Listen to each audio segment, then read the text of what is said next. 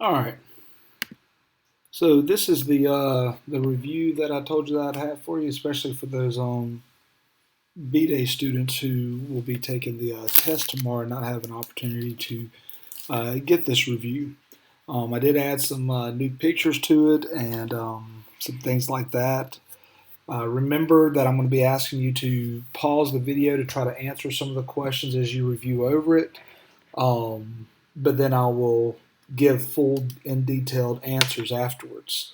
This video probably will end up being a little bit longer, I'm assuming, because I also have a lot of pictures added to it that I also am going to um, go over in detail as well. Now, the first thing I need to do is make sure that we go over the first part of this that we're going to go over in class anyway, and that was linking cellular respiration and photosynthesis together. We've actually been talking about this, or I've been talking about this during the information, but I just want to make sure that we specifically say some of these things. And then, of course, we'll have the review afterwards. So whenever we talk about photosynthesis and cell respiration, we need to make sure that we remember that these are complementary processes. And whenever we say that they're complementary, what we're saying is that these two processes work well together by benefiting one another. Whenever we talk about photosynthesis and cellular respiration benefiting each other, basically we're talking about how well they work together because whenever we talk about photosynthesis, remember photosynthesis occurring in plants, taking in sunlight and creating food, not only food for itself for the plant to be able to use, but it also creates energy. Now, the great thing about plants is they actually make more food and more chemical energy than what they need, and they create more oxygen than what they need for cellular respiration to occur inside their cells. So because of that, they store that glucose as starch, in which then animals can go and eat that glucose or eat those plants, and then other animals can eat those animals, and it kind of starts that circle of life there. Because basically plants are making the food and the oxygen for all the animals on the planet. Cellular respiration, how it benefits photosynthesis, is cellular respiration is providing not only water, but it's also providing carbon dioxide, and that's that important gas that photosynthesis needs. So they are working together at the same time. It doesn't mean the processes are the same, but it does mean that they work together. It's kind of like being two different sides of a coin. You have a heads and a tails. They do work together, but it's on this, and it is on the same coin, but they are different. So whenever we talk about this, like what I just talked about, so right here in this image that I have, we have an example of not only grass, but also the tree here. And the tree and the grass, those producers, those plants, they give off oxygen. Not only do they give off oxygen, but they also provide important nutrients for, like in this image, this grazing cattle, this cow, to eat. So, of course, the animal breathes it in. The animal also breaks down the sugar molecules that are inside the grass so that it can nourish the body, and that's that stored up glucose. And then, of course, whenever the cow breathes out, it also adds carbon dioxide back to the air. And of course, the plants are going to use that carbon dioxide to make that glucose, which is that stored chemical energy that it got that radiant energy from the sun to store it as chemical energy, which was glucose. Also, we can go even further into that whole circle of life idea by the fact that whenever this cow dies, or even whenever this cow poops, and it sits there and adds that fertilizer, and that's basically what it does. Even whenever it dies, it decomposes, and all that carbon that was inside of it gets added back to the ground and nourishes those producers even more yet again. So this is a great image depicting it also. This is not only specific inside the plant cell, but also inside of our cells in conjunction with it. This image is showing that relationship between the chloroplast and the mitochondria. So if you notice here, the chloroplast takes in light energy, and it also takes in that carbon dioxide and the water. And so that is going inside the chloroplast. Now, of course, those would be the reactants for photosynthesis, but then the chloroplast makes glucose, which is that stored chemical energy, and oxygen. And if you follow these arrows around, so whenever this arrow leaves, this glucose and oxygen, whenever those molecules leave the chloroplast, it's not like they just go just nowhere. They actually get transported to the mitochondria inside the plant cell. Now, of course, with us, on the other hand, we eat, whether it be a plant or an animal, it doesn't matter, but we eat, let's say, that plant, that potato, and that's how we got in that glucose, and of course, we're breathing in oxygen. But of course, so in a plant, that glucose and oxygen molecule is getting sent over here to the mitochondria. And as it gets sent to that mitochondria and it starts to get broken down through the different stages, it becomes the reactants that cellular respiration needed. Now, of course, we do make a different type of energy over here. We make the chemical energy, or actually the cellular energy, ATP. And then, of course, as a result, cellular respiration gives off carbon dioxide and water, and then that process continues. So basically what this image is showing us here is that the products of one reaction are actually the reactants of the other. So that's that complementary process. It's almost like they're an opposite process there. Okay? So now we're going to go ahead and get into the review. So I will go ahead and let you know that there's a couple of areas that students typically struggle on, and from what I've been able to tell this year, this is going to be the areas that a lot of students struggle on as well this year. Knowing the products and reactants of the different reactions that we've discussed. Now, during this review, I'm going to go over those, but it is going to be imperative that you also go over them as well. And you're going to have to spend some time learning them. Beyond that, understanding cellular, as far as photosynthesis goes, understanding light-dependent versus light-independent reactions. And then on cellular respiration side is understanding the differences between aerobic and anaerobic respiration. So, but first things first is we're going to look at ATP. So the first, remember, pause the video, see if you can answer these questions first. But now I'm going to go ahead and start going over them myself. So number one, which organelle produces ATP? The organelle that produces ATP is the mitochondria. Yes, technically there is a little bit that's produced in the cytoplasm through anaerobic means, and also in the chloroplast to help out with photosynthesis. But we're looking for that main primary organelle. So the correct answer here would be the mitochondria. Which chemical reaction produces ATP? That would be cellular respiration. Cellular respiration, of course, cellular respiration does have two reactions.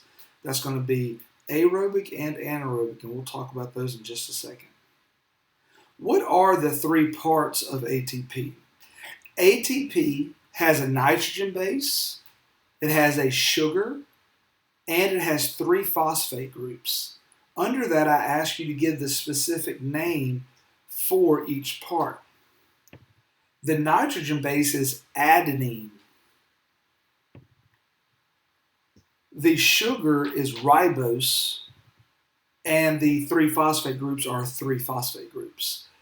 Like I told you whenever we first went over this, a lot of people get confused on ATP and they think that T stands for something else, some other name. Remember, that T stands for triphosphate. That T stands for those 3 phosphate groups. How does ATP release energy? ATP releases energy by breaking off that last phosphate group. Remember, it's that final one, it's that most outside one. You're not counting into the middle of it, it's the most outside phosphate group that gets broken off. And then number 5 is after ATP releases its energy, what does it become? It becomes ADP. Remember, whenever it releases that energy, there's still 2 phosphates there. And at that point, it becomes ADP. And then that ADP molecule will go back to the mitochondria to pick up another phosphate again so that then it can become ATP once again. So on the next slide, I have an image here of an ATP molecule. Now over here on the right side of this image, this would be the nitrogen base. You see all these nitrogens. So this would be adenine. Right here, this middle one, that's a pentagon shape. This is that ribose sugar. And over here to the left are the 3 phosphate groups. You can see those P's in the middle. Remember, whenever we said that we release energy by breaking off the 3rd phosphate group, a common mistake for students, especially if the image is done like this, is they'll count over the phosphate groups to the middle. So they'll say this is the first one, second one, third one, and they'll break it off after it, or on this side of it. Remember, that's not correct. What we're breaking off is the most outside phosphate group. So that would be this P right here. This would be the most outside phosphate group. We break that off and we get a good bit of energy from that. Okay? So now we're going to move on to photosynthesis. Remember, like I said earlier, please pause the video and see if you can answer these on your own. But now I'm going to go ahead and review this. Number 1, what is the purpose of the chloroplast? The purpose of the chloroplast is to undergo photosynthesis. So now what you need to do is be able to describe photosynthesis. Photosynthesis is the process, is a chemical reaction where light energy is converted and stored into a chemical molecule known as glucose. That's that, whenever we say that photosynthesis or plants make their own food, that's what we're saying. That food is glucose. That is stored chemical energy. Why is photosynthesis one of the most important chemical reactions on Earth? For several reasons. Photosynthesis, because of it actually creates all the food and nutrients, or when I say nutrients, I'm talking about the chemical energy that we need for all the other animals that to exist. Without them creating that food and an abundance of that food, nothing else could live. Besides that, they also create oxygen for animals to live. And then you can also go a step further and talk about our ecosystem and how they also try to take pollution out of the air, such as whenever, it takes in carbon dioxide, which is a pollutant. It is a greenhouse gas. So it actually cleans the air as well. So that's actually 3 ways of how that process of photosynthesis helps us out here on Earth. What is the chemical equation for photosynthesis? And whenever it asks for the chemical equation, what it's asking you for is to give me the reactants and products. Okay? That means tell me what does a plant need, and then what does a plant make? So the reactants of photosynthesis would be what it needs. Plants need carbon dioxide, water, and sunlight. What they make, their products, would be glucose and oxygen. Describe the 2 reactions that take place during photosynthesis. There are 2 reactions that take place are light-dependent reaction and a light-independent reaction. The light-dependent reaction, so on these 2, what you have to make sure you know about these processes here is you need to know the name of the process, you need to know products and reactants, you also need to know where they occur at. So, the name of the first product we'll talk about, or the first reaction, is light-dependent. It occurs in the thylakoid. The thylakoid are those round sacs that exist inside the chloroplast. The reactants is what it needs. So light dependent depends on light. So it needs sunlight and water. But what does it make? What are the products? The products would be oxygen. It also makes just a little bit of ATP and NADPH, but those would be kind of like byproducts because they stay inside of the chloroplast and they just kind of circulate between the light dependent and the light independent. So on the light independent side, it occurs in the stroma. The light independent reactants would be carbon dioxide, and the product would be glucose. And the last question here is, what is the high energy electron? The high energy electron is that H, that hydrogen atom that we're stripping off of water during the light dependent reaction, and we're transferring it over to the Calvin cycle. That H, that hydrogen atom, is a high energy electron, and that's how we're storing it inside of glucose until we can use it, until the mitochondria can use it later on to make a bunch of ATP. And how does it move around? It moves around by electron transporters. Now, the electron transporter in photosynthesis is NADPH. Remember, that P, we're talking about photosynthesis. All right? So this is the chemical formula. I just wanted you to see it instead of me just saying it to you. Over here on the left side, we have carbon dioxide and we have water. We also have solar energy being added to this reaction. So these would be the reactants on the left side. And then on the right side, we see glucose and oxygen. I want you to notice these sixes. These sixes that are in front of these three molecules, that tells us how many of those molecules are there. This would be a balanced formula. This would be a balanced formula. All right. Here's an image of it. Pause the video, see if you can label it. Okay? Now I'm going to go ahead and start going over it. If you're not done, remember, pause the video and finish it. So A would be sunlight. You might also put down light energy or solar energy. B would be water. And G, I'm just going across the top. G would be carbon dioxide. So right there in this image, everything across the top are the reactants needed for photosynthesis.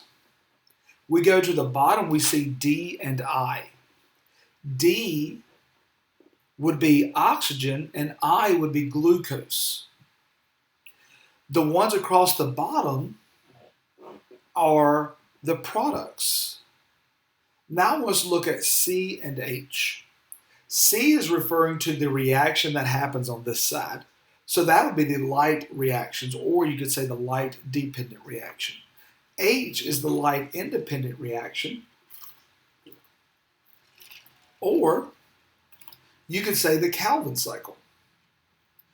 So if we look at this image and we just look at those two sides, we actually not only do we see all the products and reactants for photosynthesis, but now A and B would be the reactants for the light dependent side, and D would be the product. G would be a reactant for the Calvin cycle, and I would be the product. Now, if we look at the letter E and Y, those represent where they occur. E is pointing to the thylakoid, and Y is the stroma. Now let's look at the two in the middle. So remember, I sat there and told you that the purpose of the light dependent side is to strip off those high energy electrons, which are the hydrogen. NADP, which we see that here on this ribbon, it comes over here to the thylakoid and it picks up those high energy electrons and then it transfers it back. F would be NADPH, and that H gets transferred over here so that we can bond it and make glucose. Now, of course, this whole process needs just a tiny bit of energy. So what happens is ADP comes over and it comes back as just a little bit of ATP to get this process started and to keep it going. So now let's go on to anaerobic. So whenever we first talked about anaerobic respiration, we also talked some about and introduced cellular respiration too. So we'll start it here. Where does cellular respiration take place? Cellular respiration takes place in the mitochondria and around the mitochondria. Today, whenever we talk about anaerobic respiration, that's one of the key things that we'll look at. What is the chemical equation for cellular respiration? Remember, just like we did with photosynthesis, you need to be able to tell me the reactants and the products. So cellular respiration is what does the mitochondria need? Now, the purpose behind cellular respiration is to break down glucose in order to make ATP. So that goes ahead and kind of tells us what the reactants, and or at least what one of them is, and the product. The reactants for cellular respiration is glucose and oxygen. Those are like best friends. Those two will always be paired together. And the products would be carbon dioxide, water, and of course ATP, because that's what we're trying to make. Number 5, how much ATP is produced from one molecule of glucose through the anaerobic process? Anaerobic respiration only produces 2 ATP. The reason for that is because anaerobic respiration only includes glycolysis and then fermentation. Where does glycolysis take place? Glycolysis takes place in the cytoplasm. That is anaerobic respiration. What are the products at the end of glycolysis? So glycolysis, let's first talk about what it is. Glycolysis is the breakdown of glucose into 2 molecules of pyruvate and 2 molecules of ATP. Just like I told you with photosynthesis, you need to know the process, where it occurs, and what does it make. So the process of glycolysis is whenever we take glucose and break it down, and what do we make out of it? 2 molecules of pyruvate and 2 molecules of ATP. And of course, this occurs in the cytoplasm. What is produced at the end of glycolysis? 2 molecules of pyruvate, 2 molecules of ATP. What will happen to that product if no oxygen is available? On number 8's question, what I'm talking about is pyruvate. What will happen to pyruvate if no oxygen is available? Whenever there's no oxygen available, pyruvate is a waste product that the cell doesn't know how to get rid of, so it undergoes fermentation. There are 2 types of fermentation: lactic acid and alcoholic. Now, whenever we talk about alcoholic fermentation, typically what we're talking about here are like plants, such as fruits and vegetables, how you get wine and also your wheat and things like that. But from them fermenting is how you get wine, beer, liquors, things like that. That's how you get alcohol. Also, though, with yeast also undergoes alcoholic fermentation. And whenever we add yeast to things like flour, sugar, and a little bit of water, such as dough, whenever we add it to dough, it'll actually cause the bread to rise. The reason why it rises is because it's always giving off carbon dioxide, and that's one of the products. The other one is lactic acid. So lactic acid fermentation can be used by some single-celled organisms like bacteria to make yogurt whenever they're breaking down the sugar that's in milk, like lactose. It can also be made, and one that we talked about more often is in your muscles in animals. This is because basically you don't have enough oxygen for the energy output for the amount of ATP that you require. So your body switches over to an aerobic respiration state, an aerobic process of creating ATP. And because of that, it starts building up lactic acid. Lactic acid is that gunky stuff that gets in your muscles that starts causing your muscles to get really sore after a day or two of working out real hard. That's the reason why your coach tries to get you to move around, get some blood flow to your muscles, and that's because it'll carry that oxygen to help flush that out. Because sitting up and just resting will actually cause it to hurt for a lot longer, and it'll take longer to heal. So I wanted to give you the equation for cellular respiration as well. Remember, cellular respiration, on the left side are the reactants. We have glucose and oxygen. And then on the right side is what the products are: carbon dioxide, water, and ATP. Don't forget those sixes that are in front of oxygen, carbon dioxide, and water. Those are there to make the formula balanced, to balance the formula. So I found this image on Google today, and I just kind of wanted to look at it and go over it with you because it kind of describes out anaerobic respiration for us. So remember, the whole process is to have sugar, to have glucose, and to make ATP out of it. So of course there's a couple processes here. We can either go into the mitochondria, but you have to have oxygen. And so since we're not talking about that on this slide, we're not going to go that route. We're going to stay out here in the cytosol. Now remember, cytosol is the same thing, it's the same word as cytoplasm. So we're going to be on the outside with no oxygen. And so don't forget, glucose enters glycolysis, and through glycolysis, pyruvate is made. Now I really like this image because this is where it brings up oxygen versus no oxygen. Because that's the choice here. If oxygen is available, pyruvate will go into the mitochondria. If oxygen is not available, then anaerobic respiration starts, and basically what ends up happening here is it starts to ferment. That's how your body is going to get rid of this pyruvate, or that's how those single-celled organisms like bacteria and yeast get rid of that pyruvate. It starts to ferment, and as it ferments, it can either become alcohol, which the type of alcohol we'd be talking about would be ethanol, that's a specific type, or it becomes lactic acid over here.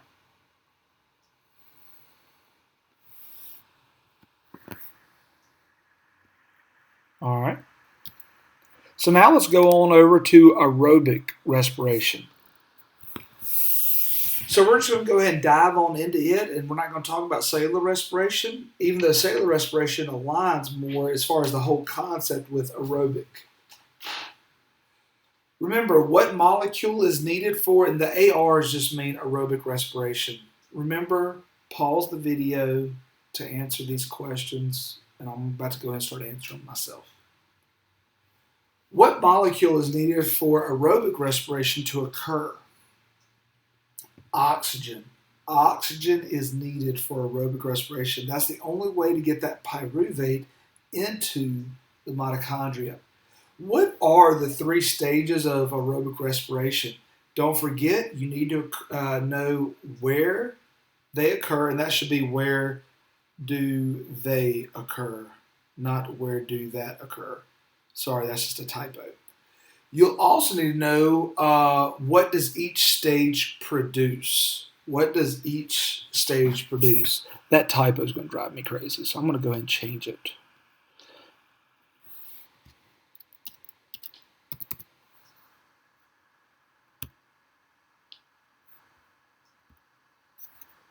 There we go.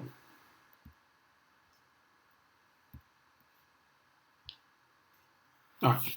So you'll need to know where they occur and what does each stage produce. So the first stage, glycolysis, like we just said. Glycolysis is the breakdown of glucose to make 2 pyruvates and 2 ATP. That occurs in the cytoplasm. Since oxygen is available, pyruvate gets taken into the matrix of the mitochondria, and in there, inside the matrix, is where the second stage occurs, and that's the Krebs cycle. The Krebs cycle, like I just said, occurs in the matrix of the mitochondria. That's the one that looks like that circular wheel. Please don't get that confused with the Calvin cycle that's in photosynthesis. The Krebs cycle takes that pyruvate, which is now turned into acetyl-CoA, it's a different molecule, takes that molecule, further breaks it down, and it gets three things out of it. It gets just a little bit of ATP, not even that much, but the big things that it gets is NADH and FADH with subscript 2. NADH and FADH. Now, the reason why those NADHs and FADH2s are so important is because those are electron carriers. Remember, like we said in photosynthesis, these hydrogens are electron carriers. Those hydrogens get taken over to the third stage. The third stage is the electron transport chain. We could also call that basically the hydrogen electron transport chain. Because it's the electron transport chain, that's where those NADHs and FADHs take their electrons. They take that electron over to it. It occurs in the inner membrane, that inner mitochondrial membrane. What does the electron transport chain produce? The electron transport chain produces the most ATP than any of the other processes by a lot. It's very efficient at producing ATP. It also produces a little bit of water because that oxygen that you've been breathing in for it to be aerobic, that's what binds with all those hydrogens. And of course, if we take two hydrogens and one oxygen, we get H2O. And that's how we get rid of all that hydrogen. If we did not do that, that hydrogen would build up and start causing us to become more acidic, causing us to, basically the process to back up and to start forming lactic acid. So let's move on to number 3. What happens to electrons during cellular respiration? Electrons that are made are transferred to the electron transport chain by the NAD and the FAD. They become NADH and FADH2. They transfer those electrons to the electron transport chain, where then it will go through the process of producing a third phosphate for ADP. Number 4, how much ATP is produced from one molecule of glucose through aerobic respiration? 34 to 38 is the range that I gave you. If you want to just say 36, that's fine, but I might also use the numbers 34 or 38. So just being familiar with that range. The last question I ask you is, what is the difference between aerobic and anaerobic energy processes? The biggest thing here to know are the needs, the amount of ATP, and the location of where it occurs. The needs. Aerobic needs oxygen. Anaerobic does not need oxygen. The amount of ATP that's produced. Aerobic produces 34 to 38 ATP, whereas anaerobic only produces 2. The location. Aerobic primarily occurs only in the mitochondria. A lot of times we'll say in and around it because they'll still include glycolysis inside that process. Anaerobic only occurs in the cytoplasm. All right. So on the next slide, I found this image and I thought it was a pretty good one because it is pretty simple of aerobic respiration. It's only missing one thing that I wish it did have. So right here we have our 3 stages. We have glycolysis, we have Krebs, and we have the electron hydrogen. I like that it put that there. Hydrogen transport system, or you can say transport chain. If you look at the arrows coming out of here, we'll see what they make. Glycolysis only produces 2 ATP. The Krebs cycle produces some carbon dioxide. And of course, the electron transport chain, we get a bunch of ATP, but we also get water. That's because of that oxygen coming in here. Now, glycolysis is the breakdown of glucose into pyruvic acid. We also called it pyruvate. As long as oxygen is available, This glycolysis, that means as long as oxygen is still inside here, getting rid of these hydrogens, that means that this can actually go into the mitochondria. This pyruvate can go into the mitochondria, and now it can start being broken down by the Krebs cycle. Right here where it says chemical energy, really let's just say, this is the part that I said I didn't really like about it, is I wish that this right here said, electrons. Because this is where so many electrons are made right here, or produced, to get transferred over here. That's that NADHs and FADHs. That gets transported over here to this electron hydrogen system. All right. And here's just the slide that I had on there that just kind of shows you the differences between aerobic and anaerobic. All right, so that is all of the slideshow. And I'm going to be posting this on our Canvas. I hope this helps you out with your studying. Remember, get to where you can sit there and explain these processes through. Really focus on products and reactants and location of photosynthesis and cell respiration. Also, make sure on photosynthesis that you're able to talk about the light dependent and light independent. With cellular respiration, make sure that you could talk about the aerobic and the anaerobic. Make sure that you can explain out fermentation. Make sure you can explain each of the steps, glycolysis, Krebs, and etc. Please don't forget, be able to compare and contrast aerobic and anaerobic respiration as well. All right, so I hope this helps out. I hope this helps with your studying. If you have any questions, just give me an email.